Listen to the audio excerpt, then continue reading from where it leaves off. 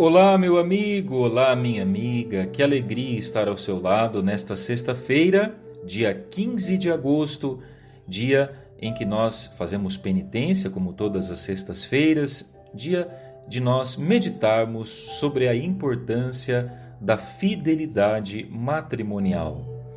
Vamos meditar com Mateus, capítulo 19, dos versículos 3 ao 12.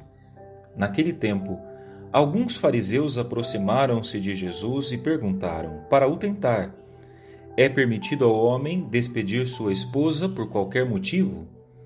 Jesus respondeu: nunca lestes que o Criador desde o início os fez homem e mulher?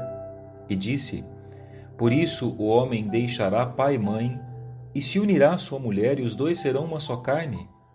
De modo que eles já não são dois, mas uma só carne. Portanto, o que Deus uniu, o homem não separe. Os fariseus perguntaram: então como é que Moisés mandou dar certidão de divórcio e despedir a mulher? Jesus respondeu: Moisés permitiu despedir a mulher por causa da dureza do vosso coração. Mas não foi assim desde o início. Por isso eu vos digo: quem despedir a sua mulher, a não ser em caso de união ilegítima, e se casar com outra, comete adultério. Os discípulos disseram a Jesus: se a situação do homem com a mulher é assim, não vale a pena casar-se. Jesus respondeu: nem todos são capazes de entender isso, a não ser aqueles a quem é concedido. Com efeito, existem homens incapazes para o casamento, porque nasceram assim. Outros, porque os homens assim o fizeram. Outros ainda se fizeram incapazes disso por causa do reino dos céus. Quem puder entender, entenda.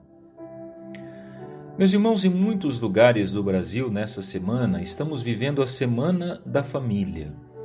Em muitas igrejas, estamos rezando pela paz na família, rezando para que elas sejam de fato um lugar de amor, um lugar onde a presença de Deus reine, um lugar onde o Evangelho seja a pedra fundamental que constrói um lar. Hoje o Evangelho nos fala de algo muito importante. Percebam que são os fariseus que querem perguntar a Jesus. Eles estão tentando o Senhor sobre uma questão que na época tinha sido distorcida. Vejam, eles perguntam: é permitido ao homem despedir a sua esposa por qualquer motivo? Querem pegar Jesus em uma palavra. Estão prontos para condenar o Senhor. No fundo, o que eles não tinham imaginado é que Jesus conhecia a dureza do seu coração. É isso que o Evangelho nos diz. Jesus sabia a má intenção dos fariseus. Naquela época, quando uma mulher era despedida de um matrimônio, ela não tinha proteção social alguma. Ficava à mercê. Ia se tornar muitas vezes alguém à margem da sociedade, fora de qualquer possibilidade de convívio público. Ou seja, sendo a parte mais fraca da relação, não havia nenhuma lei que protegesse a mulher. Por isso, Jesus, percebendo a má intenção dos fariseus, nota que eles têm o coração duro, que estão pensando apenas em si mesmos, usam a lei como pretexto para se protegerem e para despedirem a mulher. O que os fariseus não quiseram levar a Jesus é que suas intenções eram deturpadas pelos vícios. Eles sim poderiam cometer erros e voltarem normalmente para o seu dia a dia religioso, mas a dureza do seu coração os fazia pensar de maneira legalista e julgadora do próximo. Quantos fariseus de ontem e de hoje continuam repetindo a mesma coisa? Vejam, o casamento é um projeto de vida. Muitos casamentos acabam não dando certo porque não começam dentro de um projeto. Começam às vezes num susto, numa emoção, numa atitude de empolgação, sem uma preparação adequada. Começam muitas vezes idealizadas por aquilo que se vê na TV, por aquilo que nas redes sociais aparece, com a ilusão de um casamento perfeito. Quando uma coisa começa em ilusão, fatalmente acabará em desilusão.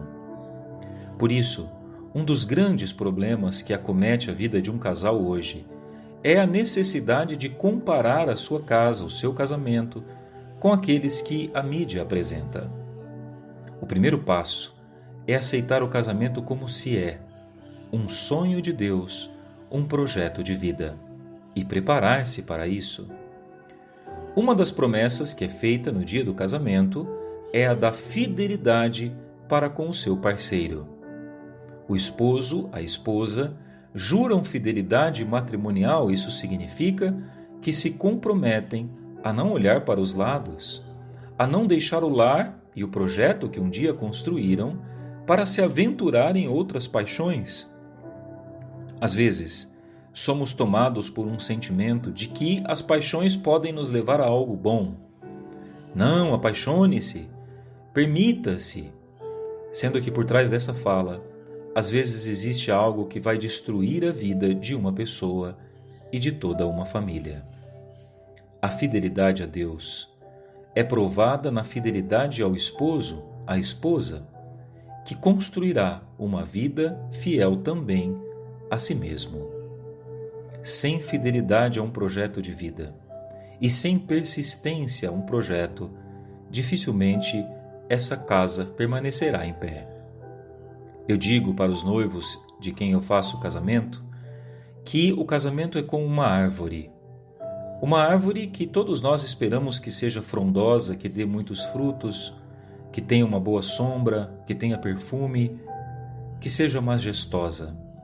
Mas essa árvore só será assim se ela for cuidada, pois toda árvore um dia já foi uma pequena planta, uma plantinha simples e frágil.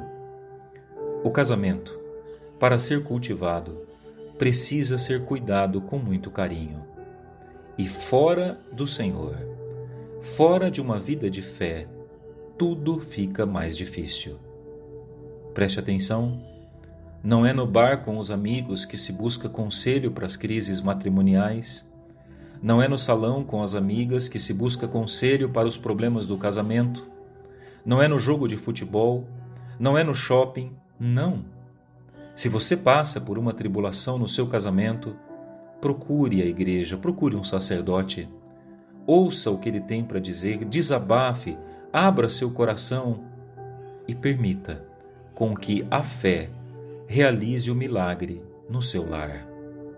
Eu tenho visto no dia a dia centenas de casais que foram reconstruídos pelo poder da fé, e nenhum deles conseguiu isso sem a força, sem o braço estendido do Senhor.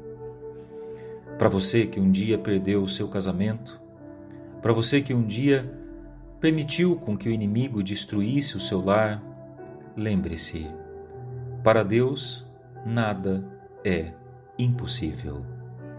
Que Deus abençoe as famílias, que Deus abençoe as famílias em crise, que Deus abençoe os corações feridos por relacionamentos quebrados e que Deus, na sua força, reconstrua o que os homens destruíram. Deus abençoe todas as famílias, em nome do Pai, do Filho e do Espírito Santo. Amém. Até a próxima segunda.